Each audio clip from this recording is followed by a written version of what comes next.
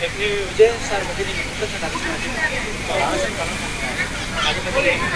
இல்லைங்க, நான் குறைகள்லாம் ஒன்றும் இல்லைங்க. போதை இல்லாத தமிழகம் வேண்டும். அதற்கு யாரெல்லாம் போதைப் பொருளை குறித்தோ அல்லது போதை வஸ்துவை குறித்தோ ஒரு பாடல் வரிகளோ அது போன்ற காட்சிகளோ இருந்ததுன்னா அது இளைஞர்களை பாதிக்கும் என்கிறதன் அடிப்படையில் தான் நான் வந்து போராடிக்கிட்டு இருந்தேன்.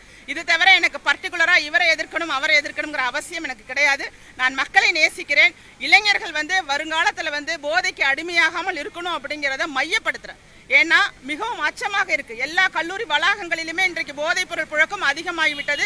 அதுவும் அந்த இன்ஜெக்ஷன்லாம் பார்த்தீங்கன்னா கல்லூரி கேன்டீன்லேயே அவங்க போட்டுக்கிறாங்கிறதெல்லாம் நம்ம கேள்விப்படுறோம். இதெல்லாம் கேட்கும் போது நிச்சயமாக சினிமா துறையும் ஒரு காரணமாக இருந்துவிடக்கூடாது என்பதை தான் நான் வலியுறுத்துறேன். அதுலேயும் குறிப்பாக முன்னணி நட்சத்திரங்களாக இருக்கவங்க அவர்களுடைய சமூக பொறுப்பை உணர்ந்து நடந்து கொள்ளுங்க அப்படிங்கிறது என்னோட வேண்டுகோள். பிரதான ஒன்றே இளைஞர்களை நல்வழிப்படுத்தணும்.